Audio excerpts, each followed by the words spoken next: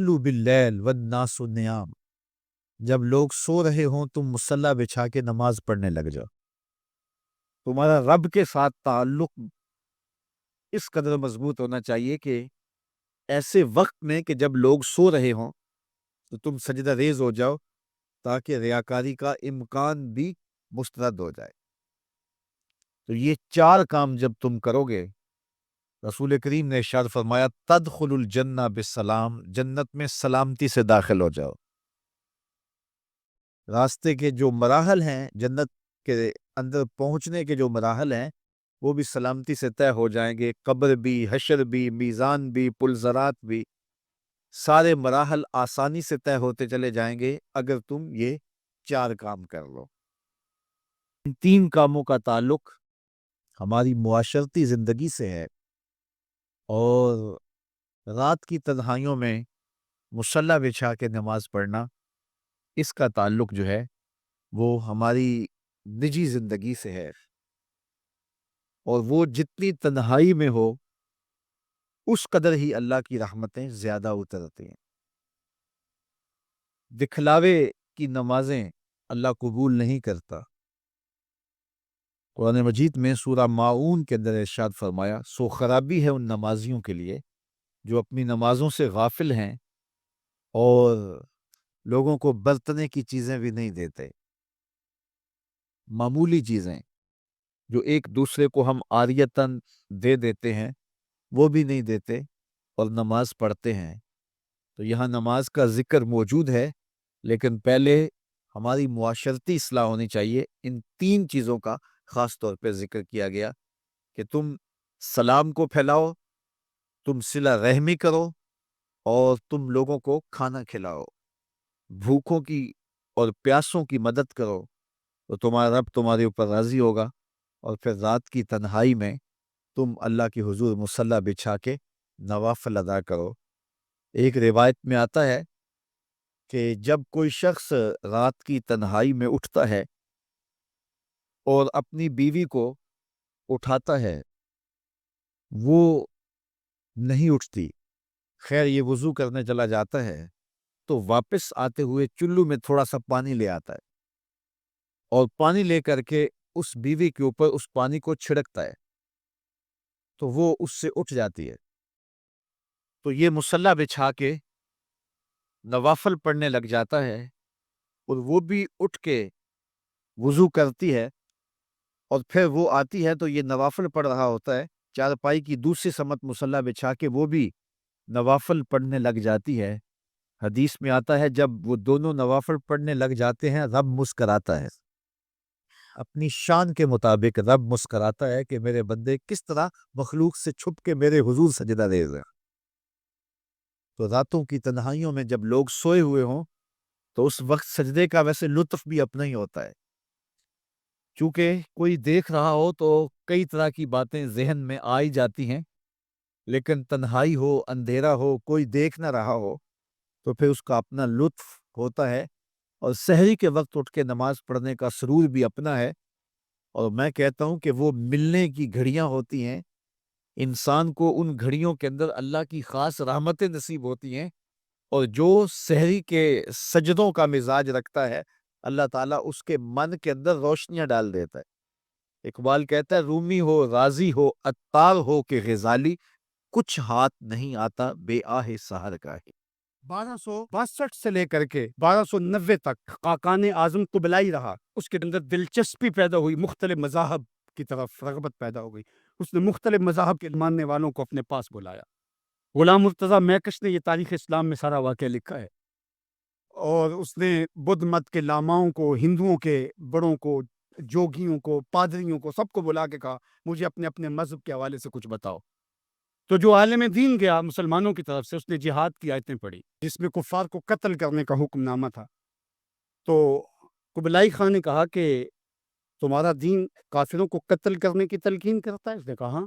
تو کہا پھر آپ ہمیں قتل کیوں نہیں کرتے؟ تو کہا کہ ہمارے پاس طاقت نہیں ہے۔ تو اگر طاقت ہو تو کہا پھر ہم تمہیں کاٹ دیں۔ تو اس نے وہیں کھڑے کھڑے حکم نامہ جاری کیا کہ ان کا دین اگر ہمیں قتل کرنے کا حکم دیتا ہے، طاقت نہ ہونے کی وجہ سے یہ رکے ہوئے، تو پھر یہ کیوں زندہ بچے؟ اس نے فوراً حکم نامہ جاری کیا، جو مسلمان سامنے اس کو کاٹ دو۔ مسلمان گاجر مولی کی طرح کٹنے لگے۔ یہ کلمہ حق کہہ کے آیا تھا وہاں۔ اس دور کے صوفی بزرگ اور عالم شیخ جلال الدین علیہ رحمہ، پتہ چلا کہ یہ ایک عالم کی لغزش سے سب کچھ ہوا ہے۔ عالم کا پھسلنا عالم کا پھسلنا ہے۔ تو گئے جا کے بادشاہ کو کہا کہ بادشاہ کیا ماجرا ہوا؟ کہا تمہارا دین ہمیں قتل کرنے کا کہتا ہے اور ہمارے پاس طاقت ہے، پھر ہم آپ کو کیوں چھوڑے؟ تو کہا صاحب وہ دین کی تعبیر کو سمجھتے نہیں تھے جنہوں نے آپ کو بتایا۔ حالت جنگ کے یہ احکام ہیں۔ عام دنوں کے اندر تو اسلام یہ نہیں کہتا، اور حالت جنگ کے اندر آپ بتائیے کون کسی کو چھوڑتا ہے؟ لیکن میرا اسلام پھر بھی بچوں کو چھوڑتا ہے، میرا اسلام پھر بھی خواتین کو چھوڑتا ہے، مذہبی رہنماؤں کو چھوڑتا ہے۔ اس نے کھڑے کھڑے حکم نامہ جاری کیا کہ جو کٹ گئے ابھی تلوار نیام میں ڈال لی جائے۔ تو صاحب جب تک عدل نہیں ہوگا، جب تک آپ یکسر علم را دامن عقل باید، ایک سیر علم کے لیے 10 من عقل چاہیے۔ اگر آپ ترازو کے دونوں پلڑے برابر نہیں رکھ سکتے تو تمہیں تولنے کے لیے بٹھایا کس نے؟ اقبال کہتے ہیں کہ تمہیں کیا خبر کتنے سفینے ڈبو دیے، تمہیں کیا خبر کتنے سفینے ڈبو دیے، صوفیے ملا کی کم اندیشی نے کتنے گھر اجاڑے اور امت کو کہاں سے کھڑا کر دیا۔ میرا رب کہتا ہے وَكَذَلِكَ جَعَلْنَاكُمْ أُمَّةً وَسَطًا، ہم نے تمہیں امت وسط بنایا۔ ترازو کے دونوں پلڑوں کو برابر رکھنا، دونوں پلڑوں کو جھکنے نہ دینا۔ اللہ کے محبوب علیہ السلام نے دونوں پلڑے رکھے۔ المومن غر کریم، مومن سادہ مزاج ہوتا ہے، بھولا بھالا سیدھا سادہ ہوتا ہے۔ اللہ اکبر۔ اب مومن کا سیدھا سادہ ہونا یہ کہیں ایسا ہی نہ ہو کہ لوگ اس کو داؤ لگاتے رہیں۔ کہا فطرتاً تو ایسا ہی ہوتا ہے، اس کی طبع ہے کہ وہ اعتبار کر لیتا ہے، لیکن دوسرے مقام پہ کہا بیلنس بھی کر لو۔ میرے حضور نے ارشاد فرمایا لا یلدغ المؤمن من جوہر واحد مرتین، مومن ایک ہی بل سے 2 مرتبہ ڈنگ نہیں کھاتا۔ اگرچہ وہ چلاک نہیں ہے لیکن زیرک ضرور ہے، اگرچہ وہ مکار نہیں ہے لیکن بصیرت کا نور اللہ نے اس کے سینے میں رکھا ہے۔ کہا اس کی فراست قلبی سے ڈرو، وہ اللہ کے دیے ہوئے نور سے دیکھتا ہے۔ عقیدوں کے اندر جب غلوف پیدا ہوتا ہے تو اغیار کی سازشوں کا ہم نادیدہ اور دیدہ طور پہ شکار ہو جاتے ہیں۔ اقبال نے کہا تھا کہ تو کہ نشناسی خفی راز جلی ہوشیار باش، اے گرفتار ابو بکر و علی ہوشیار باش۔ کہا تو نہیں جانتا کہ تیرے ساتھ کیا کھیل کھیلا جا رہا ہے؟ ابو بکر اور علی کو آپس میں مقابل کھڑا کرنے والے ہوشیار ہو جا۔ یہ اغیار کی سازش ہے، یہ دونوں کرنیں سینہ محمد عربی کی ہیں۔ ابو بکر بھی حضور کے ہیں، علی بھی حضور کے ہیں، عثمان بھی حضور کے ہیں، اصحاب بھی رسول کے ہیں، اہل بیت بھی حضور کے ہیں۔ ہم ان کی چوکھٹ کے فقیر بھی ہیں اور ان کے در کے بھی غلام ہیں۔ ہمیں تو ان کی وساطت سے دین ملا ہے، ہم ایک کا نام لے کر کے دوسرے کی نفی نہیں کر سکتے۔ سیدنا علی المرتضیٰ فرماتے حضور نے میرے بارے فرمایا یہلک فی رجلان محب مفرط و مبغض، علی تیرے معاملے میں آ کے 2 لوگ برباد ہوں گے۔ تیرا معاملہ حضرت عیسیٰ والا معاملہ ہے، ایک نے حضرت عیسیٰ سے بغض رکھا اور ان کی ماں پہ تہمت لگا دی، اور ایک نے حضرت عیسیٰ سے اتنی محبت کی انہیں ابن اللہ کہہ دیا، دونوں گمراہ ہو گئے۔ فرمایا تیرا معاملہ بھی حضرت عیسیٰ کا ہے، ایک محبت کر کے برباد ہوگا، ایک بغض رکھ کے برباد ہوگا۔ ایسا نہ ہو کہ تمہیں غارے سور کی بلندیوں پر اپنے کندھوں پہ حضور کو اٹھا کے لے جانے والا صدیق بھی دکھائی نہ دے، اور تمہیں جو ہے وہ دشمن کے آگے سینہ تان کے کھڑے ہونے والا فاروق بھی دکھائی نہ دے، اپنا سارا مال حضور کی راہوں میں خرچ کر دینے والا تمہیں عثمان نظر ہی نہ آئے، اور ایسا بھی نہ ہو جانا کہ علی کا نام لیا جائے تمہاری طبیعت میں بے چینی آ جائے، تمہارے چہرے کا رنگ بدلنے لگے، تم علی کا نام گوارا نہ کرو۔ تمہیں ٹھنڈ کیوں نہیں پڑتی؟ تمہیں تسکین کیوں نہیں ہوتی ہے؟ اور میں آپ کو امت وسط کے حوالے سے ایک ضروری بات وہ بھی بتانا چاہتا ہوں، اور وہ یہ کہ میرا اسلام، میرا دین امن کا دین ہے، قیام امن دین کے مقاصد میں شامل ہے۔ لیکن دوسری جانب اگر دشمن کی سرکوبی کے بغیر راستے نہ نکلتے ہوں تو اسلام کہتا ہے گھوڑے تیار رکھو۔ اسلام کہتا ہے تمہاری تیغ برّاں اس کے سر کو کاٹتی ہوئی آگے بڑھ جائے، تم ان کے جوڑ جوڑ پہ مارو۔ تمہیں جہاد کا حکم دیا گیا تو ان دونوں پلڑوں کو برابر رکھنا پڑے گا۔ کہیں ایسا نہ ہو کہ تم امن کی بات کرتے کرتے جہاد کو ہی بھول جاؤ۔ اور ایسا بھی نہ ہو کہ تم جہاد کی بات کرتے ہوئے امن کا مذاق اڑانے لگو، جو کہ دین کے مقاصد سے ہے، جبکہ جہاد بھی امن کے قیام کے لیے کیا جاتا ہے۔ آپ فقہا سے پوچھیں، فی نفس ہی قتال قبح ہے، حسن نہیں ہے، فی نفس ہی، لیکن یہ حسن کیسے ہوا؟ لغیر ہی ہوا، یعنی چونکہ قتال سے پھر پائیدار امن آئے گا، لہٰذا یہ مجبوری قبول کر لی گئی۔ تو اصل امن ہے، امن کے قیام کے لیے جہاد کیا گیا، اور اس میں تمہارا نفس نہیں آنا چاہیے۔ حضرت علی کے منہ پہ تھوک دیا جاتا ہے، پیچھے ہٹ جاتے ہیں چھاتی سے، کالی کا نفس شامل ہو گیا۔ یہ ہمارا دین ہے، شہادت ہے مطلوب و مقصود مومن، نہ مال غنیمت نہ کشور کشائی۔ تو ہمیں جہاد کے لیے بھی شرائط دی گئی، لیکن اس کا مقصد امن کا قیام ہے۔ تو بعض اوقات ہم یہاں توازن برقرار نہیں رکھ پاتے، اور توازن کا برقرار نہ رکھنا بہت سخت نقصان کا سبب بن جاتا ہے۔ ہم سے غلطی ہوئی کہ ہم ٹکڑوں میں بٹ گئے، ہم گروہوں میں بٹ گئے، اور اس کا نتیجہ کیا ہے؟ آج پوری امت زخم زخم ہے، پوری امت لہو لہو ہے۔ کہا تمہاری ہوا اکھڑ جائے گی اگر تم نے اللہ کی رسی کو چھوڑ دیا، تم نے رسول کے دامن کو ترک کر دیا، تم گروہی تقسیمات پہ یقین رکھنے لگے، تم نے 1.5 اینٹ کی مسجد کھڑی کر لی، تم تقسیم در تقسیم کے عمل سے گزرتے رہے، تم امت سے فرقہ، فرقوں سے جماعتیں، جماعتوں سے لابیاں، اور لڑکتے لڑکتے تم ٹکڑے ٹکڑے ہو گئے، تم کرچی کرچی ہو گئے۔ وَكَذَلِكَ جَعَلْنَاكُمْ أُمَّةً، ہم نے تو امت بنایا تھا تمہیں، تم نے اپنے آپ کو بانٹ لیا، تم ایک دوسرے کا گریبان نوچنے لگے، تم ایک دوسرے کے جبے پھاڑنے لگے، تم ایک دوسرے کے لیے نفرتوں کے بیج بونے لگے، تمہاری زبانیں انگارے اگلنے لگی، تم منبر و محراب کے تقدس کو پامال کرنے لگے، تم خواہشات کے غلام بن گئے، تم آرزوؤں کے نوکر بن گئے، تم اپنے نفس کی غلامی میں آ گئے۔ تم تو غلام تھے آمنہ کے لال کے، تم نے کب سے نفس کی غلامی اختیار کر لی، تم کب سے خواہش کے نوکر بن گئے، تم کب سے نفس کے بندے بن گئے۔ تم نے امت بننا ہے، تم نے رسول اللہ کا غلام بننا ہے۔ تمہارا لب و لہجہ بتائے ہم حضور کی امتی ہیں، تمہارا طرز زندگی بتائے تم حضور کی امتی ہو۔ تم ترازو پہ کچھ تول رہے ہو تو لوگ دوسری طرف بھی منہ کر کے کھڑے ہو جائیں، یہ غلط نہیں تول سکتا، یہ امت رسول ہے۔ تم بول رہے ہو، لوگوں کو یقین ہو کہ یہ جھوٹ نہیں بول سکتا، یہ رسول اللہ کا امتی ہے۔ تمہاری وحدت، تمہارا زور ہے، تمہاری طاقت ہے، تمہاری توانائی ہے۔ تو فرمایا وَكَذَلِكَ جَعَلْنَاكُمْ أُمَّةً، ہم نے تو امت بنایا تھا تمہیں۔ آج حضور کے قلب اطہر پہ کیا گزرتی ہوگی جب شام کی بچیوں کے منہ پہ تماچے مارے جاتے ہیں، جب بغداد میں حضور کی امت خانمہ برباد نظر آتی ہے، جب برما میں آری لے کر کے اعضاء کاٹ دیے جاتے ہیں، دشت لیلہ سے لے کے کندھار تک، غزہ سے لے کے کشمیر تک لاشیں ہی لاشیں بکھری ہوئی نظر آتی ہیں، بستی بستی کریا کریا، صحرا صحرا خون، امت والے، امت کا ہے کتنا سستا خون۔ شام، قدس، کشمیر اور برما، کس کس کا احوال کہوں، ہر سو زخمی، ہر سو لاشیں، ہر سو بہتا خون، امت والے، امت کا ہے کتنا سستا خون۔ آج امت لہو لہو ہے، اس پوری کائنات میں 1 انچ بھی جگہ ایسی نہیں ہے جہاں آتش و آہن برستا ہو اور وہ کفار کی سرزمین ہو۔ جہاں بھی خون بہتا ہے وہ بستی مسلمانوں کی ہے، جہاں لاشیں گرتے ہیں وہ گھر مسلمانوں کا ہے، جہاں عصمتیں لٹتی ہیں وہ خطہ مسلمانوں کا ہے۔ یہ ہمارے گناہوں کی سزا ہے جو ہم کاٹنے پہ مجبور ہیں، اور جب تک ہم امت نہیں بنتے تب تک رسوائیاں ہمارا مقدر ہوں گی۔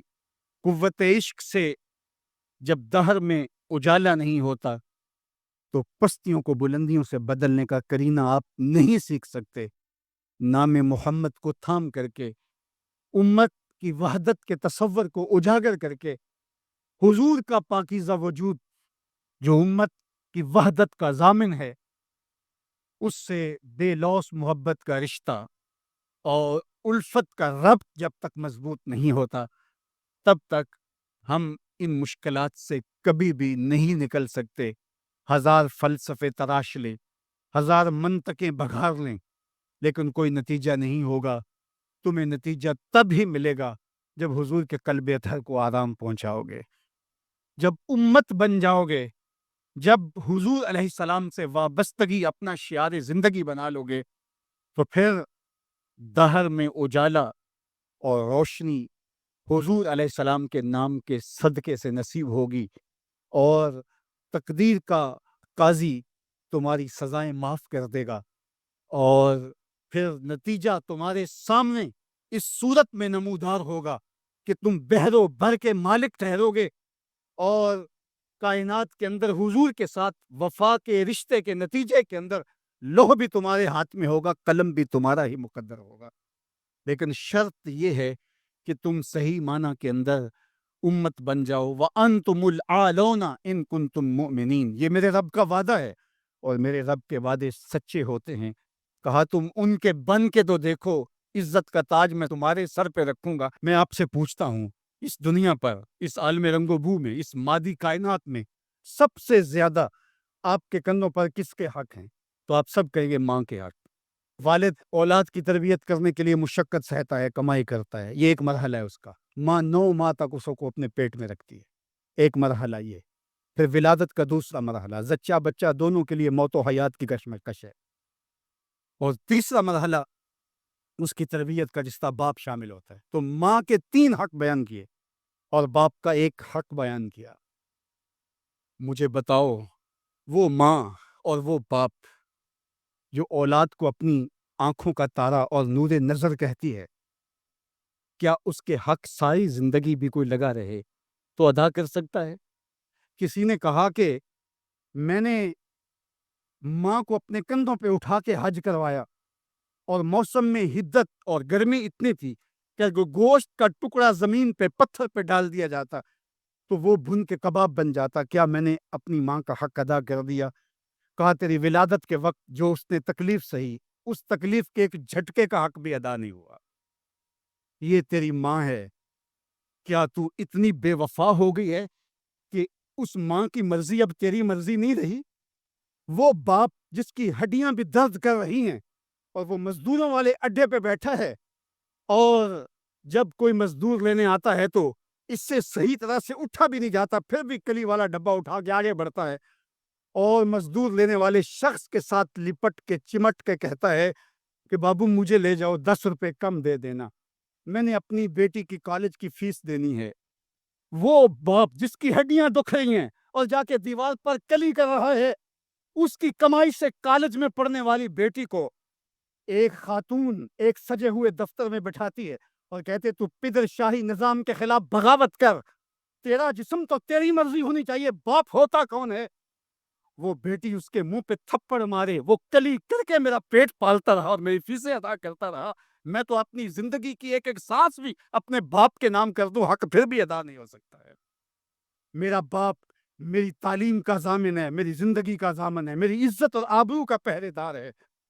اللہ اکبر، معاشرہ بدل گیا، حالات کے تیور تبدیل ہو گئے، بغاوتیں بھر گئیں، وفاؤں نے دم توڑ دیا، مغربی تہذیب کی یلغار نے مرد آواروں، بیکاروں، زن کمار باش کیا معاشرہ تخلیق کیا جا رہا ہے۔ میرے حضور کے غلاموں، آؤ ہم نے دین حضور سے لینا ہے، اور یہ سارے چونچلے اور یہ ساری مغربی وظیفہ خور تنظیمیں یہ دم توڑ کے رہ جائیں گی۔ اس کائنات کے اندر اور اس وطن کے اندر جھنڈا لہرائے گا تو محمد عربی کے نظام کا ہی لہرائے گا۔ اس کے لیے میں اور آپ نے اپنی زندگی کی ایک ایک سانس لگانی ہے۔ ہم حضور کے دین کو کھڑا کرنے کے لیے اور حضور کے نظم کو غالب کرنے کے لیے اپنی زندگی کے ایک ایک سانس کو حضور کے نام وقف کریں گے۔ میری زندگی کا مقصد تیرے دین کی سرفرازی، میں اسی لیے مسلمان، میں اسی لیے نمازی۔ ہمارے اوپر سب سے بڑا حق ہمارے اللہ کا ہے، پھر رسول اللہ کے حق ہیں، پھر اس کے بعد ہماری ماں کے، ہمارے باپ کے، ہمارے مرشدوں کے، ہمارے استاد۔ ہم احسان فراموش لوگ نہیں ہیں کہ کبھی باپ کو پدر شاہی نظام کے ساتھ مسترد کریں، کبھی ماں کے چہرے پہ لات مار دیں کہ تم کون ہوتی ہو میری زندگی میں مداخلت کرنے والی. ہم تو رشتہ بھی کرنا ہوتا ہے تو بوڑھی دادی امی سے بھی پوچھتے ہیں. جب تک وہ ہاں نہیں کرتی تو گھر کے اندر ماحول ہی نہیں بنتا ہے.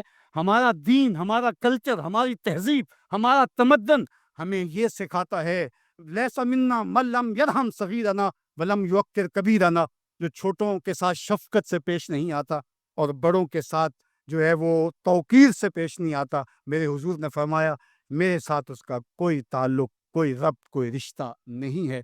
تو ہمارا دین تو ہمیں یہی سکھاتا ہے. تو ایک امت بنو، دوسرا امت وسط بنو، تو پھر دیکھنا تم پھر بڑھتے رہو گے اور تمہارا بڑھنا منزل آشنا ہوگا. اور تو راہ نورد شوق ہے منزل نہ کر قبول، لیلا بھی ہم نشیں ہو تو محمل نہ کر قبول. تیرا تو مطمع نظر، تیرا تو ہدف ہی کچھ اور ہے. تو دنیا کے لیے نہیں ہے، دنیا تیرے لیے ہے. تو خواہشات کا دیوانہ نہیں ہے، بلکہ زمانہ تیری دہلیز پہ باندیوں کی طرح نوکری کرے گا.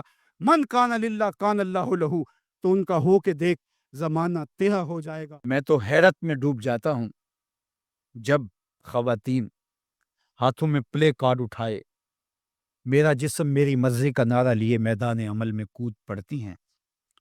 اور پھر اس سے بڑے دکھ کی بات یہ ہے کہ ہمارا میڈیا ان کے پیچھے کسی نہ کسی انداز سے کھڑا ہو جاتا ہے اور ایک ماحول پیدا کیا جاتا ہے کہ اس کی زیادہ سے زیادہ تشہیر ہو.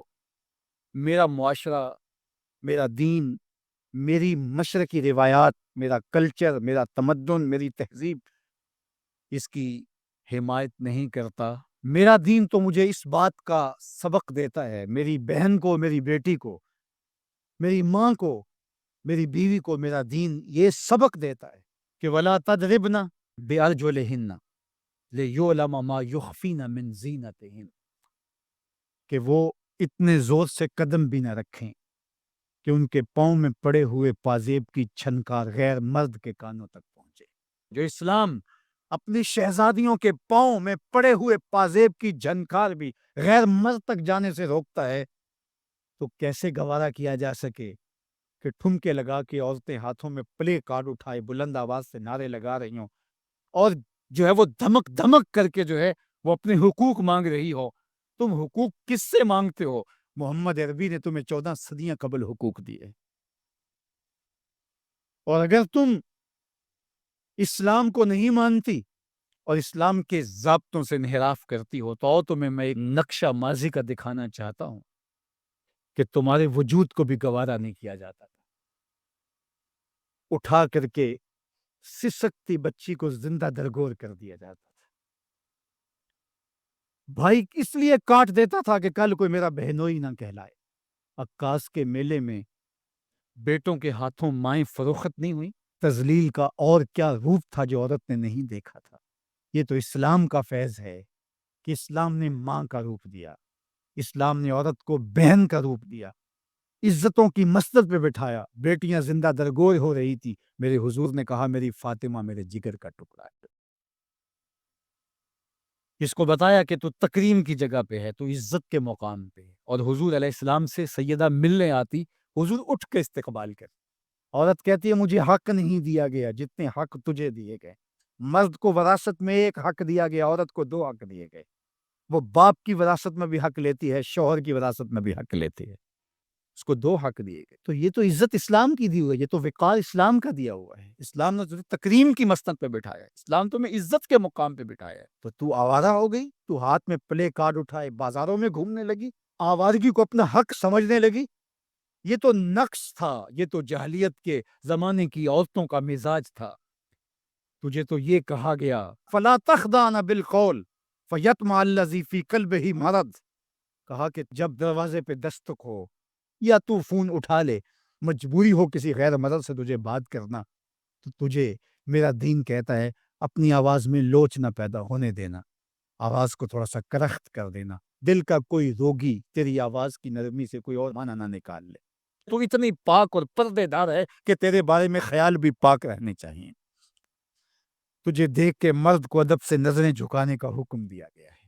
نگاہیں نیچی کر لو، محمد کی شہزادی آ رہی.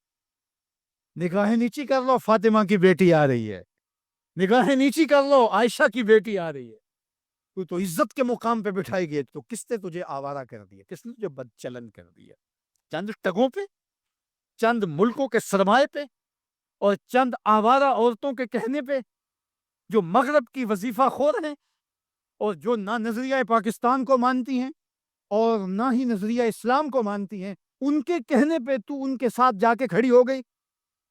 پلٹا واپس، تیری راہیں تیرا دین دیکھ رہا ہے۔ یہ 4 دن کی زندگی ہے، یہ بکھر کے ٹوٹ جانے والی سانسیں ہیں۔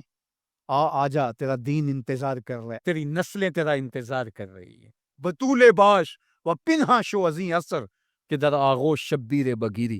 اقبال نے کہا بہن بطول بن جا اور زمانے کی نگاہوں سے پوشیدہ ہو جا، پھر تیری آغوش میں بھی حسین کے جانشین پیدا ہوں گے۔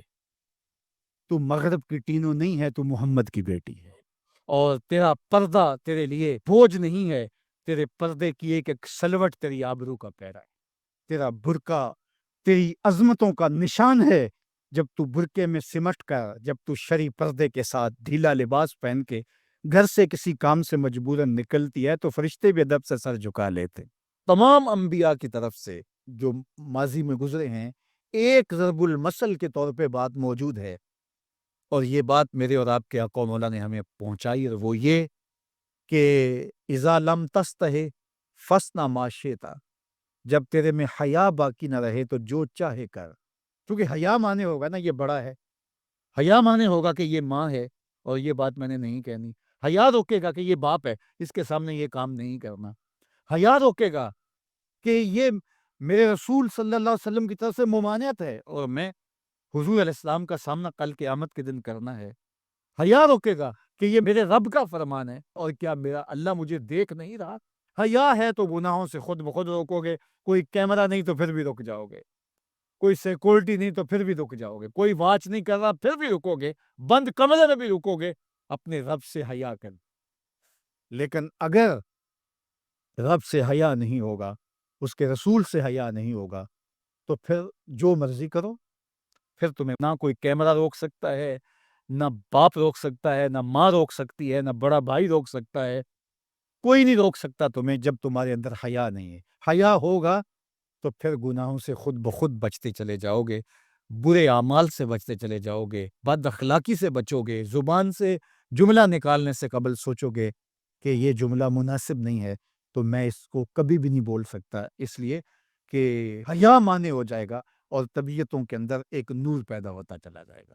اور یہ پردہ جب اٹھ گیا اور یہ ڈر جب ختم ہو گیا تو پھر راستے صاف ہو جاتے ہیں، جو مرضی کرتا رہو، پھر کوئی پرواہ نہیں ہوتی ہے۔ مدینہ المنورہ میں صحابہ تشریف فرما تھے کہ ایک خاتون گزری، سیاہ رنگت، حبشی نژاد، تو ایک صحابی فرمانے لگے اگر جنتی خاتون دیکھنی ہے تو یہ خاتون جا رہی۔ تو پوچھا کہ یہ کیسے؟ کہا ایک دن یہ خاتون حضور کے پاس آئی اور اس نے کہا حضور مجھے مرگی کے دورے پڑتے، تو میرے لیے دعا کر دیجئے کہ اس مرض سے مجھے نجات ملے۔ تو آقا کریم علیہ السلام نے فرمایا اگر تم کہو تو میں دعا کر دیتا ہوں اور یہ دورے تمہیں نہیں پڑیں گے، اور اگر تم ان پہ صبر کر لو تو میں تمہیں جنت کا وعدہ دیتا۔ اب تمہارے ہاتھ میں ہے، جو چاہو کر لو۔ اس خاتون نے بغیر تامل کے کہا مجھے